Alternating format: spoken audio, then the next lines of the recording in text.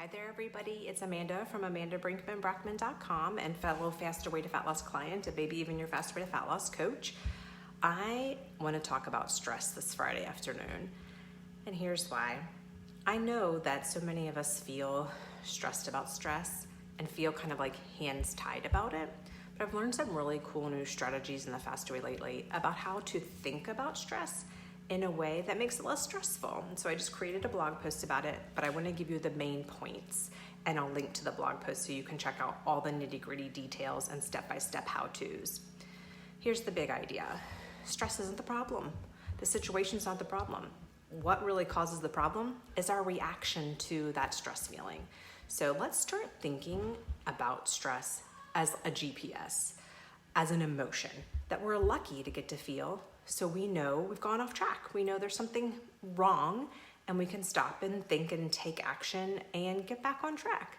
Stress feelings, all feelings, we don't have to think of them as bad or good. We can instead just think of them as internal guidance and be grateful for the guidance. And no, it's going to take some time to adopt that mindset because it's different. That's not how we're used to thinking, but boy, can it lead us to wellness. So here's what I do. I find ways in my lifestyle to prioritize dumping stress and keeping my stress hormone low so that I can feel well. And then I also have a few in-the-moment strategies that I use because, unfortunately, stress isn't just in our head. It actually causes real deal things, hi Allie, real deal things with health consequences to happen to us. And it's because when we feel that stress feeling and have reactions that are stressful, our body releases this hormone called cortisol. Its nickname is the stress hormone. It's super connected to stress and to fat loss and to sleep and to our blood pressure. So, makes sense, huh? When we're too stressed, we get high blood pressure, we can't sleep, and we gain weight. Because it's all from the same hormone in our body. Nothing we're doing wrong, it's just science. So how can we live our life to keep that cortisol from getting too high? Because what our body wants is the cortisol to go off and us to recognize there's a stress problem and do something about it. And only a little bit of stress is cortisol builds up and we get rid of it. Now we all know, unfortunately, we live in a world where that's not how it goes. Unfortunately, now we are constantly barraged with lots of stress, and we are very lucky if our stress bucket isn't overflowing day after day after day. So how can we live our lives in a way that lets us dump the cortisol stress bucket without us even really thinking about it? I've got some ideas for you, and I've detailed them in the blog post, so I'm just going to go over the big ones for now, and then you can come check out, well, what do I do? First, sleep. Remember I said cortisol regulates sleep, blood pressure, stress, fat. So prioritizing sleep. And I tell you in my blog post what I recommend for prioritizing a sleep routine so that you can get enough sleep. Because when you don't stand a chance. Your cortisol can't be where it needs to be if you're not getting enough quality and quantity of sleep, because that's just how it works. Cortisol needs to die down at night and be low enough for you to be able to fall asleep and stay asleep.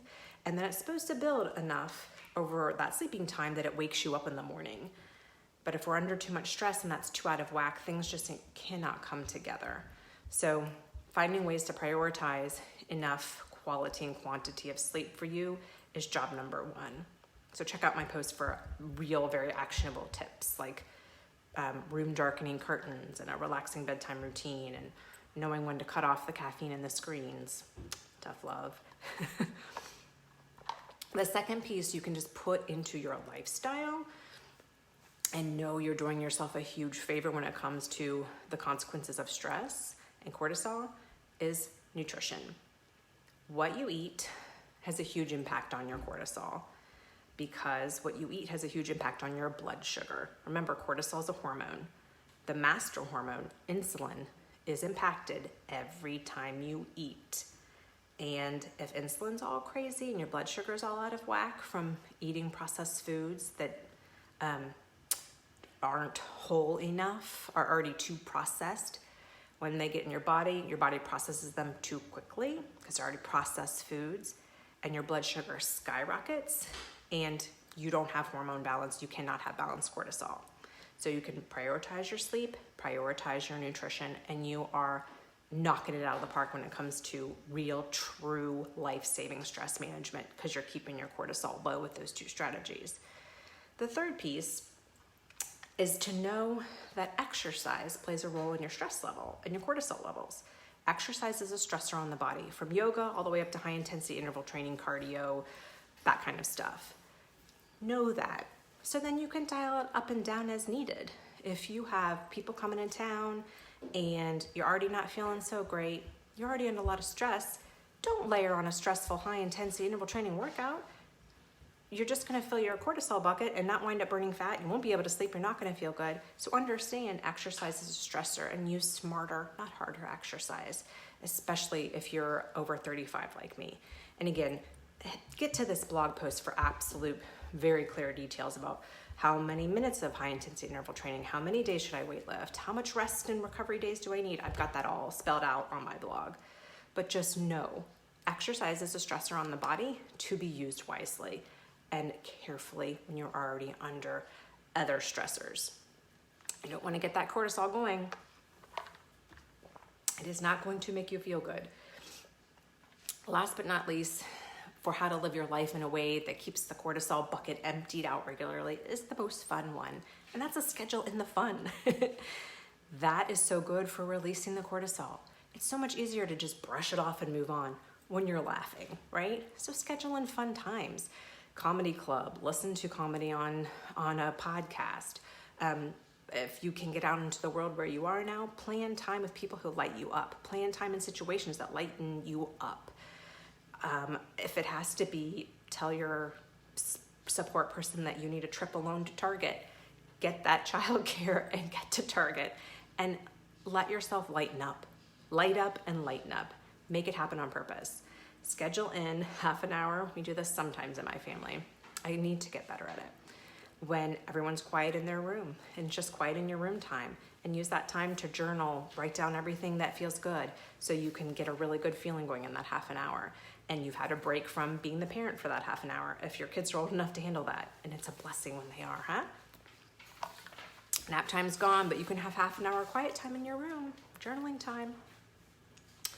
So schedule in on purpose ways that feel good, because when you've got all that good feeling pumping through you, the cortisol gets emptied out. The stress bucket gets a little bit emptied, and it's a powerful tool. Now I know we can't always plan ahead for stress. There's going to be situations that come up when you need emergency tools to dial down the stress feeling and keep the cortisol from getting out of control. So in those situations, what I usually do is say to myself, is this truly an emergency? And I am so blessed and lucky that it usually is not.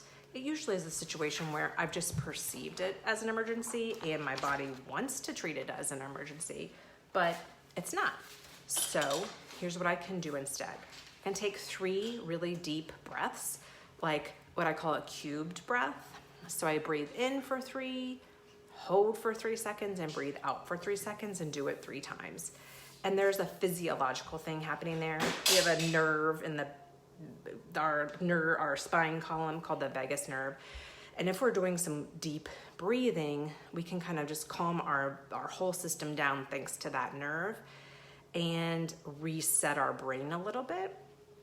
So I start with that 3 seconds in, 3 second hold, 3 second out, 3 times deep breathing to just reset, because my body was just pumped full of cortisol and all amped up and feeling the stressful emergency feeling. But I don't want to act on that. It's not going to serve me. I'm not going to feel well. I'm not going to make good decisions. I'm going to yell. Deep breath. Second step, I have something I say, because usually for me at my age in my life, there's someone else involved in the stressful situation with me, often my kiddos. And so I think of some phrases I can use. Maybe you'll use some for work, maybe some for home. One that I really like that works for me is I just say, I can't respond now because I need to think. And that reminds me that I can't respond now, reminds me I don't want to respond now with just a feeling, because it's not going to be nice. I need to think, reminds me, okay, I'm in charge here. The stress is not in charge. This negative situation is not in charge. My feelings aren't in charge. I am in charge. So I can't respond now because I need time to think through the situation and turn it into something that's going to be positive and not raise my cortisol and lead to more negativity, more stress.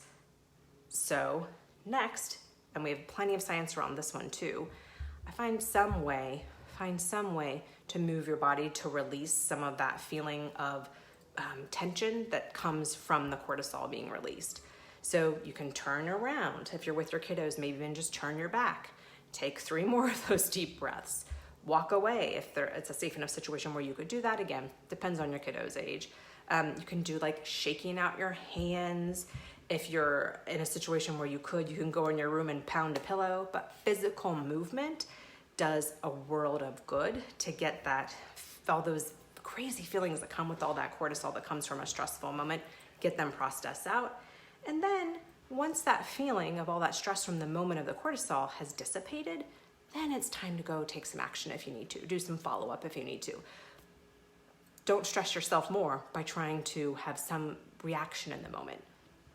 We all know that's not going to go well. So the last piece is to decide. Again, take your thoughts and put them in charge. Put yourself in charge. Don't let the stress be in charge, and decide what action do you want to take now that you've let the cortisol dump and you're in a space where you can make some good decisions for yourself and your wellness.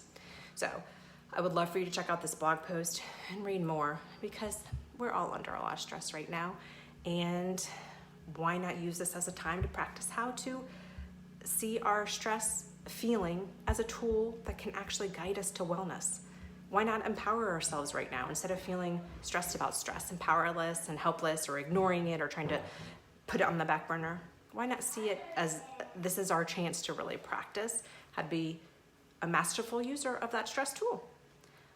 All right, check out the blog post and I will check in with you all again soon.